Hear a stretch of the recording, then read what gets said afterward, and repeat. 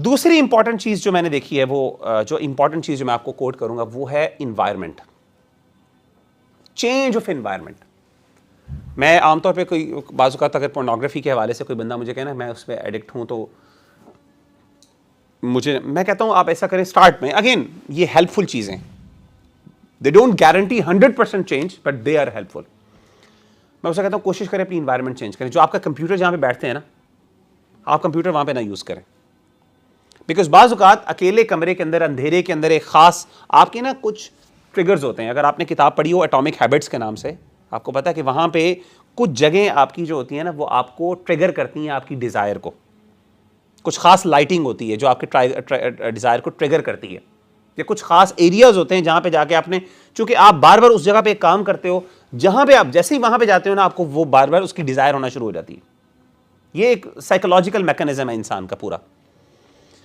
Literally मेरे घर के सामने ना, मुझे ना मेरे घर के पास मेरी यूनिवर्सिटी में जहाँ पे मैं पढ़ाता हूँ और मेरे घर के दरमियान ना एक ठेला आता है, ये इसका पकौड़ों वाला, पकौड़े और समोसे वाला। आप यकीन करें, मैं आपको बता रहा हूँ वल्लाहि लज़ीम, जब भी मैं वहाँ से गुजरता हूँ ना 90% मैं वहाँ से राउंड लगा के गुजरता हूँ। हालांकि मुझे ना भूख होती है और स्पेसिफिकली जुमे के दिन ज़रूर मैं खाता हूँ। यानी आप समझ लें कि मैं जुमे के दिन 95% मैंने खाना भी खाया हो, मैंने दिल भी ना हो, फिर भी मैं जाऊँगा। और मैं जब अपनी बेगम के साथ भी गुजरा था, मैं बेगम को ज़रूर कहता हूँ ज़रा पकौड़े समोसे खाएं, वो उसको पसंद नहीं है तो मैं ज़रूर। और लिटरली एट दैट, हालांकि ना कुछ होती है, बस you pass by that place तो एकदम मेरी फीलिंग्स उसके साथ अटैच्ड हैं, तो मैं हमेशा वहाँ से ज़रूर मुझे चक्कर लगता है।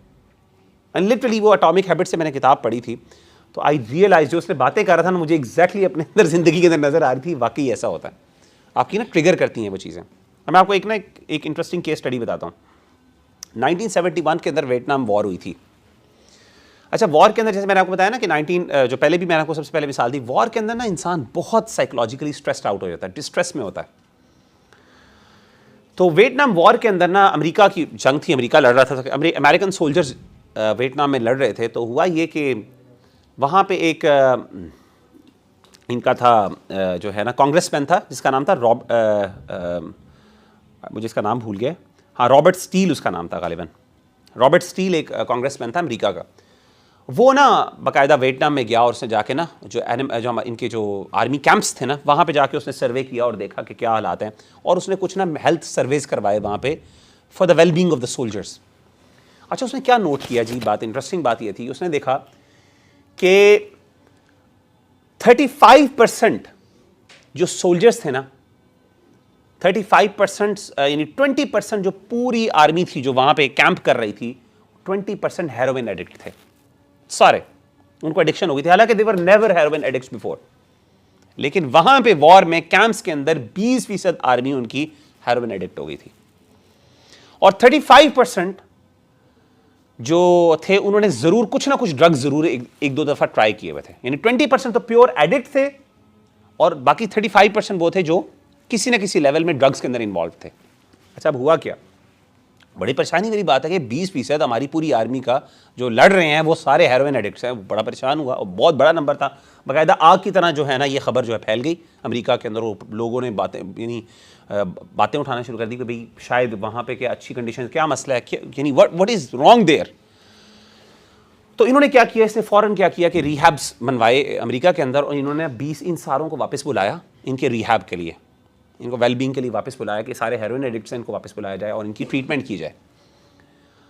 इमेजिन कर सकते हैं कि एक बंदा था जो बेसिकली इसके अंदर जो इस रिसर्च का इंचार्ज था, उसका नाम था ली रॉबिन्स। वो अपनी स्टडी पेश करता है इसके बाद, कहता है कि जब ये वापस बुलाए गए सारे सोल्जर्स, आप इमेजिन कर सकते हैं कि 20% हेरोइन एडिक्ट्स जब ये वापस आए और वो वॉर की जो इन्वायरमेंट चेंज होकर अपने नॉर्मल लाइफस्टाइल और अपने घर के अंदर अपनी फैमिली के अंदर जब वापस पहुंचे, 9 आउट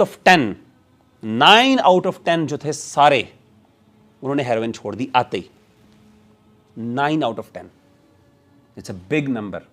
और कहता है ली रॉबिन्स कहता है कि ये हमने जब वाकया देखा और जब रिसर्च हमने कैरी आउट की और इनका बिहेवियर ऐसे सडनली शिफ्ट होते देखा, तो लिटरली हमारी हेरोइन के बारे में ना पहले एक मशहूर बात थी, कहता है कि हमारी हमारा एक प्रिवेलिंग व्यू ये था हेरोइन के बारे में कि इसका बिहेवियर ये आप चेंज नहीं कर सकते, यानी जो बंदा हेरोइन एडिक्ट है ना वो उससे बाहर नहीं निकल सकता। कहता है इस इंसिडेंट को देखने के बाद साइकोलॉजिस्ट की हमारा पूरा व्यू चेंज हो गया कि यार इन्वायरमेंट जो है ना आपका हेरोइन एडिक्ट जो है, हेरोइन की जो एडिक्शन को खत्म कर सकता है, चेंज कर सकता है।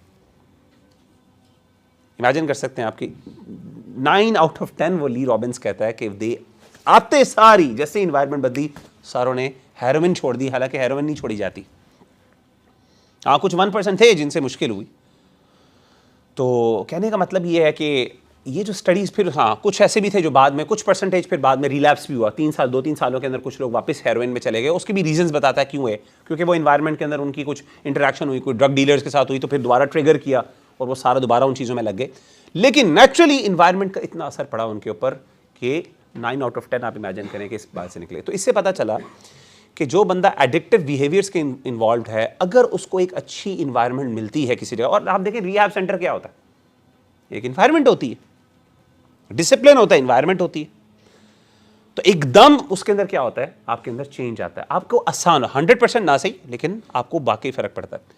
नबी सल्लल्लाहु अलैहि वसल्लम के आपने जो वाक़या सुनाया, मशहूर सुना हुआ है, वो जिस बंदे ने 100 कत्ल किए थे, सुना ना वाक़या, तो उसके अंदर क्या हुआ था, आखिर में उसने 100 कत्ल कर लिए। उसके बाद उसकी सैल्वेशन की बुनियाद क्या थी कि उसे कहा कि तुमने फलां जगह पे चले जाओ, इस इलाके को छोड़ दो, और रास्ते के अंदर उसकी डेथ हो गई। अब उसको अल्लाह ने माफ़ किस बुनियाद पे किया, दोनों फरिश्ते आ गए जन्नत और जहन्नम के। जहन्नम वाले फरिश्ते थे, उन्होंने कहा हम लेके जाएंगे, जन्नत वालों ने कहा हम लेके जाएंगे। मेजरमेंट की गई बाकायदा, और फैसला ये हुआ, तीसरा फरिश्ता आया, उसने कहा ऐसा कर ले, मेजर कर लेते हैं, जिसकी तरफ ज़्यादा हुआ उसकी तरफ, अगर वो गंदे इलाके की तरफ ज़्यादा है, यानी गंदी इन्वायरमेंट की तरफ अगर उसका कम है, यानी डिस्टेंस ज़्यादा है, तो आप ले जाओ, अगर अच्छों की तरफ ज़्यादा है तो फिर वो ले जाएंगे। तो अल्लाह ताला ने हुक्म दिया बाकायदा ज़मीन को, ज़मीन एक्चुअल में वो अभी ज़्यादा दूर नहीं गया था, लेकिन वो ज़मीन वहाँ से, यानी जो उसका जो डिस्टेंस जहाँ से वो छोड़ के आ रहा था जिस इलाके का, उसका डिस्टेंस जो है वो स्ट्रेच आउट हो गया, ज़्यादा हो गया, और वो वाला डिस्टेंस जो है जिस तरफ वो जा रहा था उसका डिस्टेंस कम हो गया। तो उस बुनियाद पे जन्नत वाले फरिश्ते, यानी इमेजिन करें कि उसकी सैल्वेशन जो है वो किस बुनियाद पे हुई कि उसका डिस्टेंस कितना करीब है अच्छी इन्वायरमेंट से। इतनी बड़ी बात है ये कोई छोटी बात नहीं है, इन्वायरमेंट चेंज होना। हम कितना ईजी ले लेते हैं, यार क्या फ़र्क पड़ता है, हम कहते हैं फलां यूनिवर्सिटी में एडमिशन लेना है, यार क्या फ़र्क पड़ता है, यार मुझे तो नहीं ना मसला पड़ता, कोई फ़र्क, किसी ने का फ़र्क नहीं पड़ता, बहुत फ़र्क पड़ता है यार। इमेजिन करें आपकी ऐसी जगहों पे जाना और ऐसे इलाकों में जाना, ऐसे फेस्टिवल्स के अंदर, ऐसी एक्टिविटीज़ के अंदर इन्वॉल्व होना।